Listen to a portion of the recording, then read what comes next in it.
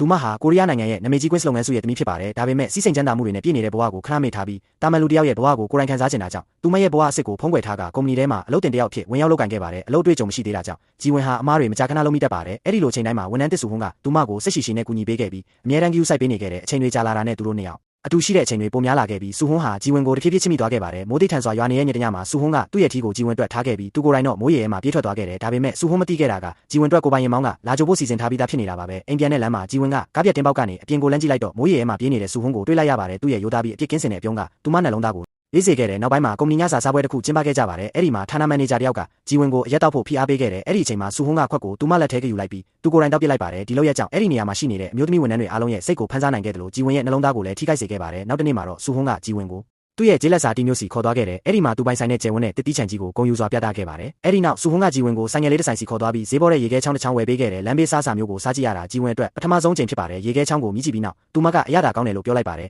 ဒါပေမဲ့စုဟုံးကတော့သူမရဲ့စကားကိုအတိတ်ပဲလွဲသွားခဲ့တယ်ဂျီဝင်ဟာဆင်းရဲလုံးလို့ရေခဲချောင်းတောင်မဝယ်စားဘူးလို့ထင်မိသွားတာဖြစ်ပါတယ်အဲ့ဒီအပြင်ဂျီဝင်ဝတ်ထားတဲ့ဖက်ရှင်ကြကြဆုပ်ပြဲနေတဲ့အဝတ်စားတွေကိုမြင်တော့လေသူမဟာအဝတ်စားကောင်းမဝယ်နိုင်တဲ့အခြေအနေမှာရှိတယ်လို့ထင်နေခဲ့တယ်ဂျီဝင်ကတော့ပြုံးလိုက်ပြီးသူမဝတ်ထားတဲ့အဝတ်စားတွေဟာတကယ်တော့အလွန်ဈေးကြီးတဲ့ဇင်ခံအမှတ်တစိတ်တွေဖြစ်တယ်လို့ရှင်းပြခဲ့ပါတယ်ဒါပေမဲ့ရိုးသားပြီးအပြစ်ကင်းစင်တဲ့စုဟုံးကတော့သူမရဲ့စကားကိုအလေးမထားဘဲဆက်လက်နှစ်သိမ့်ပေးနေခဲ့တယ်သူမရဲ့နောက်ခံဘဝဘယ်လိုပဲဖြစ်နေပါစေသူဘယ်တော့မှအထင်သေးမှာမဟုတ်ဘူးလို့ပြောခဲ့ပါတယ်အဲ့ဒီစကားတွေကြောင့်ဂျီဝင်ရေမောသွားခဲ့ရမယ်တစ်ဖက်မှာလည်းစုဟုံးဟာသူမအမြဲရှာဖွေနေခဲ့တဲ့လူမျိုးဖြစ်နိုင်တယ်ဆိုတာပို့ပြီးတော့တေချာလာခဲ့ပါတယ်